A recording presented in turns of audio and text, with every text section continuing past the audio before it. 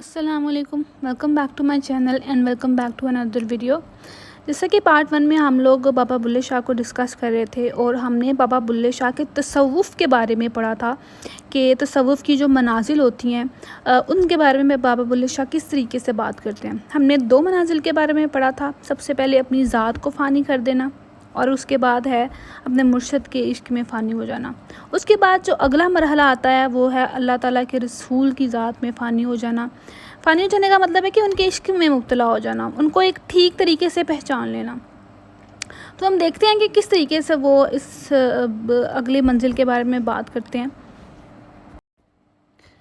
احمد احد کولوں احمد ہویا، وچوں میم نکالی او یار، پاک محمد پیدا ہویا، 14 طبق دوالی ہو یار۔ وہ یہ کہتے ہیں یعنی اللہ تعالیٰ کی اور اس کے رسول کی آپس میں جو محبت ہے ان کو بیان فرماتے ہیں کہ جو رسول کا جو نام ہے اگر ہم دیکھیں تو جو احد یعنی اللہ تعالیٰ جو ہیں ان کے نام کے اندر اگر ہم ایک میم ایڈ کر دیتے ہیں تو ان کا نام بن جاتا ہے۔ تو مورلیس وہ یہ کہنا چاہتے ہیں کہ ان کی اتنا قریب ہیں یہ ہستیاں ایک دوسرے کے کہ وہ اللہ تعالیٰ کے سب سے زیادہ قریب ترین جو انسان ہیں وہ اللہ تعالیٰ کے رسول ہیں، ٹھیک۔ اور اللہ تعالیٰ نے انہی کے لیے پورے جہان کو پیدا کیا ہے، ٹھیک۔ اور یہ انسان کو کب بات سمجھ آتی ہے جب وہ اللہ تعالیٰ کی راہ میں نکلتا ہے، اللہ تعالیٰ کا جو عشق ہے، جو تصوف ہے، جو وحدت الوجود ہے، اس کی منزلوں کو جب تلاش کرنے نکلتا ہے تو اس کے اوپر ایک وقت ایسا آتا ہے جب انہیں ان جملوں کا جو ہے جو اللہ تعالیٰ نے قرآن پاک میں بیان فرمائے ہیں کہ ہم نے آپ کے لیے سارے جہان کو، آسمان و زمین کو پیدا کیا۔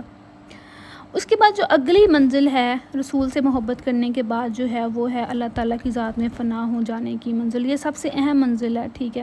اس میں انسان جب ساری منزلیں طے کرتا ہے، اپنے آپ کو چھوڑ دیتا ہے، اپنا ایک مرشد پکڑ لیتا ہے، اللہ تعالیٰ کے رسول سے محبت کرتا ہے، پھر جا کے آخر وہ اپنے رب کے پاس پہنچتا ہے، ٹھیک ہے۔ اور یہ ایسی منزل ہوتی ہے جس کے اندر اس کو ہر جگہ پہ اللہ تعالیٰ نظر آتا ہے، ایون کہ اپنے آپ کے اندر بھی اللہ تعالیٰ نظر آتا ہے، تبھی تو اس کو ہم فنانی اللہ کہتے ہیں، ٹھیک۔ یہاں پر وہ ایک انالوجی کریٹ کرتے ہیں ایک واقعے کے ساتھ۔ منصور حلاج کا واقعہ ہم سب نے سنا ہے کہ جب انہیں سولی پہ چڑھایا گیا تھا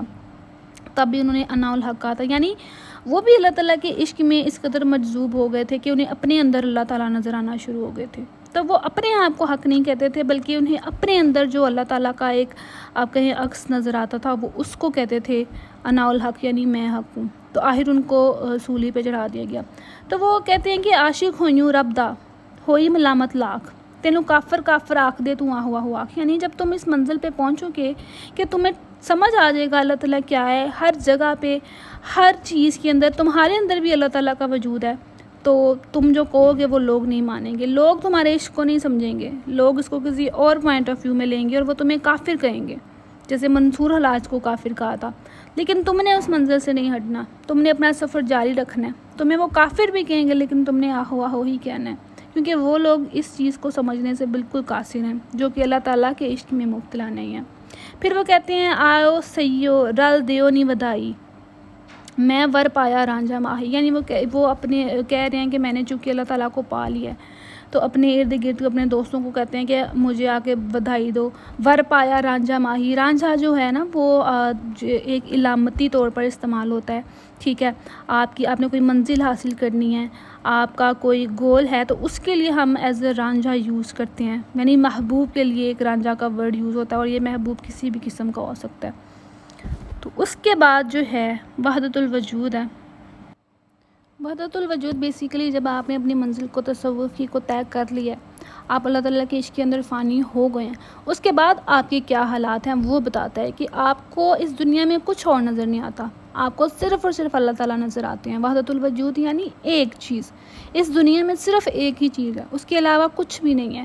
میں بھی وہی ہوں، اس دنیا میں ارد گرد جتنی بھی چیزیں ہیں وہ سب وہی ہیں، یعنی کہنے کا مطلب وہی چیز ہے کہ ہر چیز کے اندر اللہ تعالیٰ کا عکس نظر آتا ہے۔ جو اس کو اس طریقے سے بیان کرتے ہیں کہ رانجھا رانجھا کر دی نی میں آپ پہ رانجھا ہوئی،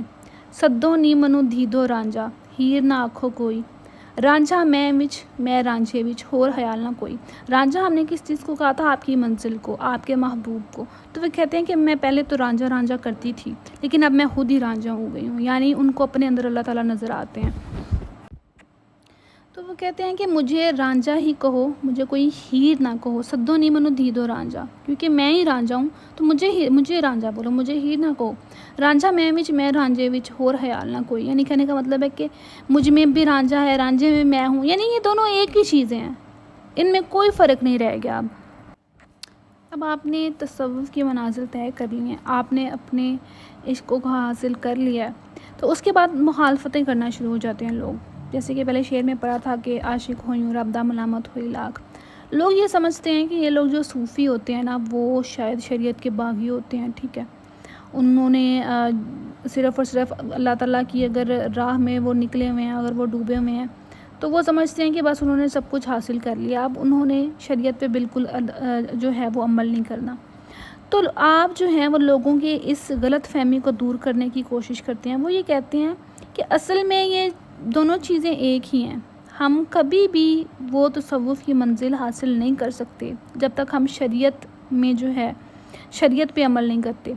فرق ان میں صرف اور صرف اتنا ہے کہ جو شریعت ہے وہ تھوڑی سی ایکسٹریم لیول پہ ہے، ٹھیک ہے،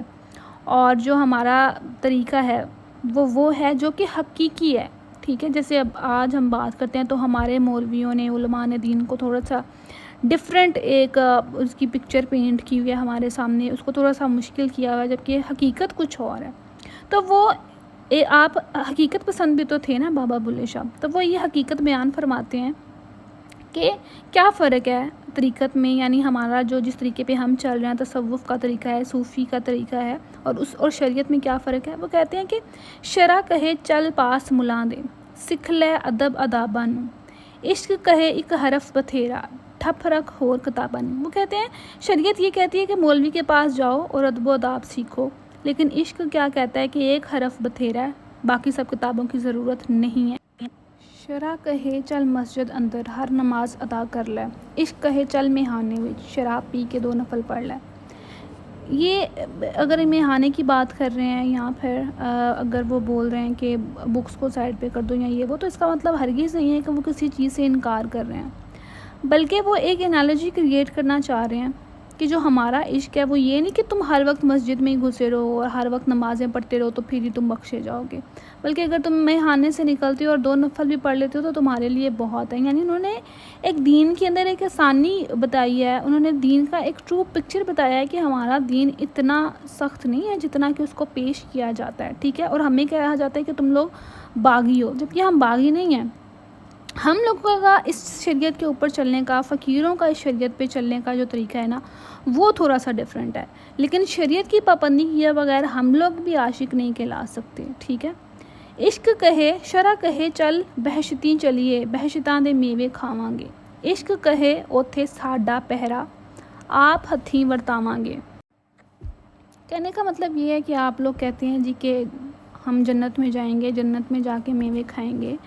جبکہ ہمارا جو عشق ہے، ہماری جو تصوف کی راہ ہے، وہ یہ کہتی ہے کہ وہاں پہ تو پہرا ہی ہمارا، یعنی ہم ہی اس کے گارڈین ہیں، وہ جنت ہے ہی ہماری ہے، ہم خود لوگوں کو میوے کھلائیں گے، کیونکہ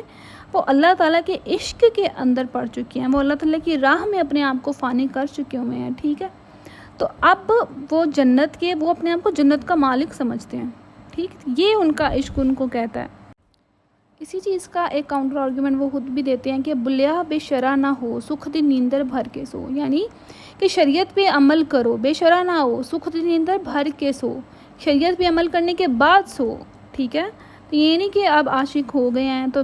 بس بالکل نمازیں نہیں پڑھنی اور ہر چیز کو چھوڑ دینا ہے، یہ ضروری ہے۔ منہ نہ انا الحق گو سولی چڑھ ڈھولے گائیں گا، یعنی وہ ان کو درس دے رہے ہیں جو عشق کی راہ پہ چل نکلتے ہیں، ان کو یہ بتا رہے ہیں کہ تم نے شریعت پہ عمل کرنا ہے، کیونکہ دنیا اس چیز کو مانتی ہے، تم نے اپنے آپ کو یہ نہیں کہنا کہ اب میں ہی حق ہوں، میرے اندر ہی سب کچھ ہے۔ لوگوں کے اندر جو ہے وہ ویژن نہیں ہے کہ وہ اس بات کو سمجھیں، وہ تمہیں سولی پہ لٹکا دیں گے، اس لیے اب تم خاموشی سے بیٹھو، شریعت پہ جو اللہ تعالیٰ کا حکم ہے اس پہ عمل کرو۔ اس کے بعد آتا ہے آخرت دی فکر، اپنی ذاتی پہچان وہ مورلیس سیم ہے وحدت الوجود اور تصوف سے، کہ آپ اللہ تعالیٰ کے عشق میں گرفتار ہو کے اپنے آپ کو بھول جاتے ہیں، ٹھیک۔ اور آخرت دی فکر میں وہ یہ کہتے ہیں کہ اٹھ جاگ گھڑاڑے مار نہیں، اے سون تیرے درکار نہیں، تو ستے عمر ون جائیے تیری ساتھ نیڑے آئیے، تو چرہے تند نہ پائیے کہ کرسیں داج تیار نہیں، یعنی کہ اٹھ جا گھراڑے مار نہیں کہ کھڑاٹے نہیں لو، اٹھ جاؤ کہ تمہارا سونا ضروری نہیں ہے، تو سوتیاں عمر بن جائیے، ساری عمر تمہاری سوتے سوتے گزر گئی، تیری ساتھ نیڑے آئیے یعنی بڑھنے کی گھڑی قریب ہے، تو چرہے تند نہ پائیے، یعنی جو چرخہ جب ہم چلاتے ہیں جسے ہم دھاگا بناتے ہیں، اس کے اندر ہم وہ کپاس کی ایک فارم ہوتی ہے جس کو ہم جب ڈالتے ہیں اس کے اندر تو پھر وہ دھاگا بن کے نکلتا ہے۔ کہنے کا مطلب یہ ہے کہ تم نے تیاری نہیں کی، جب تم کچھ عمل کرو گے پھر ہی آخرت میں جا کے تمہارا کچھ نبیڑا ہوگا نا، تمہارا مرنا قریب ہے اور تم سو رہے ہو، تمہاری کوئی تیاری ہی نہیں ہے۔ کہ کرسیں داج تیار نہیں، وہی مطلب داج کا مطلب جہیز، جہیز کیا ہوتا ہے؟ جب آپ شادی کر کے دوسرے گھر جاتے ہیں تو جو چیز آپ کو کام آنی ہوتی ہے، تو اسی طرح آخرت سے کی طرف جب آپ جائیں گے تو آپ کے عمل آپ کے کام آئیں گے۔ یہاں داج سے مراد آپ کے وہ جو عمل ہیں جو آپ دنیا میں کرتے ہیں۔ ایک دن جہانوں جانا ہے جا کپڑے وچ سمانا ہے، تیرا گوشت کیڑیاں کھانا ہے، کر چیتا مرگ وسار نہیں، اٹھ جا گھراڑے مار نہیں، اے سون تیرے درکار نہیں۔ یہ تو کلیئر ہے کہ جی دنیا میں سے جائیں گے، پھر آپ کو قبر میں پھر آپ کے کیڑے کھائیں گے، تو تمہیں فکر کرنی چاہیے، تمہارے پاس کوئی عمل نہیں ہے جو تمہیں ان سب چیزوں سے بچا سکیں، اس لیے فکر کرو اپنی آخرت کی۔ اس کے بعد جو ہے بلے شاہ سنیہا، یعنی کہ وہ مسلمانوں کو کہتے ہیں کہ آپ کے جو اخلاقی جو قدریں ہیں وہ بالکل زوال پا چکی ہوئی ہیں، جو اسلام نے آپ کو اخلاقیات سکھائی تھی وہ تو بالکل ختم ہو گئی ہیں، جھوٹ، چوری، رشوت، لالچ سب آج کل کے مسلمانوں کے اندر موجود ہے۔ شعر کہتے ہیں کہ نت پڑھنا استغفار، کیسی توبہ ہے یار، یعنی تم صرف استغفار پڑھتے ہو، دل سے نہیں پڑھتے، صرف منہ سے استغفار پڑھتے ہو۔ ساواں دے کے لمیں سوائی، وعدے دی تو بازی لائی، یعنی تم یہ ایک قسم کی بے ایمانی کو بتا رہے ہیں کہ تم کم چیز دے کے زیادہ چیز لے لیتے ہو، ٹھیک؟ یہ کس قسم کی تمہاری توبہ ہے کہ کام تم یہ کرتے ہو اور اوپر سے تم استغفار پڑھتے ہو تسبیحوں کے اوپر، ٹھیک ہے؟ مسلمانی اے کتھوں آئی اے تیرے کردار، یعنی کہ یہ مسلمان کا کردار ہرگز نہیں ہے، یہ کوئی اور ہی قدر ہے تمہارے اندر۔ ایک مسلمان بالکل اس طرح کی بے ایمانی ایک سچے مسلمان نے نہیں ہو سکتی، لیکن آج کل ہمارا یہ ایک ڈائلیما ہے کہ ہمارے مسلمان جو ہیں ان کا بیہیویئر بالکل ایسا ہی ہے، تو وہ اس بات کو کنڈیم کرتے ہیں۔ اس کے بعد وہ منافقت کے بارے میں بات کرتے ہیں کہ مسلمان کو ہرگز منافق نہیں ہونا چاہیے، لیکن آج کل یہ منافقت ہمارے اندر رواج پا چکی ہے۔ بیسیکلی وہ ان پہ بات کرتے ہیں جو کہ پڑھے لکھے ہیں، جو کہ عامل ہیں، جنہیں سب معلوم ہے، لیکن پھر بھی وہ اس پہ عمل نہیں کرتے۔ تو یہ ایک قسم کی منافقت ہی ہے کہ آپ کے پاس علم تو ہے، آپ دوسروں کو تو کہتے ہو لیکن خود اس پہ عمل بالکل نہیں کرتے، آپ کے قول میں اور فعل میں خاصا فرق ہے۔ شعر بیان فرماتے ہیں کہ علموں بس کریں او یار، اکو الف تیرے درکار، پڑھ پڑھ لکھ لکھ ڈھیر لاویں، ڈھیر کتاباں چار چفیرے، گردے چانن وچ ہنیرے، پچھو راہ تے خبر نہ سار، علموں بس کریں او یار، یعنی کہ بہت زیادہ علم کی تمہیں ضرورت نہیں ہے، تمہیں ایک الف بھی بہت ہے، لیکن اگر تم اس پہ عمل کرو، تم نے کتابیں پڑھ کے اپنے ارد گرد ڈھیر تو لگایا ہوا ہے، ہر طرف کتابیں ہی کتابیں ہیں، تو یہ بالکل اس چراغ کے جیسا ہے جو کہ اپنے ارد گرد تو روشنی کرتا ہے لیکن درمیان میں بالکل اندھیرا ہے۔ کہنے کا مطلب یہ ہے کہ یہ ایک ایسا علم ہے تمہارے پاس جس کو کوئی فائدہ نہیں ہے، جو تمہیں اپنی ذات کوئی فائدہ نہیں دے سکتا، تمہیں سیدھے رستے پہ نہیں چلا سکتا۔ پوچھو راہ تے خبر نہ سار، یعنی ان سے اگر کوئی بات پوچھتے ہیں، سیدھی راہ ان سے پوچھتے ہیں، انہیں بالکل پتہ نہیں ہوتا، اور پھر بھی وہ کلیم کرتے ہیں کہ وہ عالم ہیں۔ علموں بس کریں او یار، بہتا علم عزازیل نے پڑھیا، جھگا جہا اس دا سڑیا، گلے وچ توک لعنت دا پڑھیا، آخر گیا وہ بازی ہار، یعنی عزازیل جو کہ شیطان ہے، جو کہ ایک بہت مقرب فرشتہ تھا اور آگ سے پیدا ہوا تھا، ہر چیز کا اس کو علم تھا، اللہ تعالیٰ کے بہت قریب تھا، لیکن کیونکہ اس نے اس پہ عمل نہیں کیا، اللہ تعالیٰ نے فرمایا ہے نا کہ میرے حکم کے آگے سجدہ کرنا ہے، لیکن انسان کو اس نے سجدہ نہیں کیا، اس نے اللہ تعالیٰ کے ایک حکم کی تعمیل نہیں کی، تو اس کا وہ علم کسی فائدے کا نہیں ہے۔ جھگا جہا اس کا سڑیا، جھگا آپ نے جو لباس پہنا ہوتا ہے اس کو کہتے ہیں۔ کہنے کا مطلب یہ ہے کہ تباہ و برباد ہو گیا وہ، ٹھیک ہے، صرف اس وجہ سے کہ جو اس کے پاس علم تھا اس نے نہیں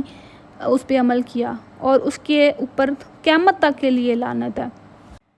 اس لیے علم ہونے کی بنا پر ہم اپنے آپ کو کسی سے افضل نہیں سمجھ سکتے، ہم علم ہونے کے باوجود بھی بازی ہار جائیں گے اگر ہم اس پہ ٹھیک اسپرٹ میں عمل نہیں کریں گے۔ اس کے بعد اس کا ایک چھوٹا سا اسپیکٹ باقی ہے جس میں ہے کہ بابا بلے شاہ کا جو عصری شعور تھا، یعنی اس وقت جو زمانہ چل رہا تھا، یہ تو شریعت کے بارے میں انہوں نے بیان فرمایا، تصوف کے بارے میں انہوں نے بیان فرمایا ہے، جو اسلام کی صحیح قدریں ہیں ان کے بارے میں کہا ہے. لیکن اس وقت تھوڑے سے جو پولیٹیکل سچویشن تھی ان کی پوئٹری میں، اس کی بھی مینیفیسٹیشن نظر آتی ہے، جو کہ بہت تھوڑی سی ہے، وہ ہم ایک اور ویڈیو میں ڈسکس کریں گے. اس کے علاوہ جو ہے وہ کمپلیٹ ہے. ان کا جو سفر عشق ہے، ان کا جو تصوف ہے، یا ان کی جو شریعت کے حوالے سے ہے، وہ اس میں کور ہو چکا ہے. امید ہے آپ سب لوگوں کو یہ ویڈیو بہت اچھی لگی ہوگی اور آپ کے کانسیپٹس کلیئر ہوئے ہوں گے. پھر بھی if you have any question then feel free to ask in the comments. اور میرے چینل کو سبسکرائب کریں، میری ویڈیو کو لائک کریں اور اس کو شیئر کریں.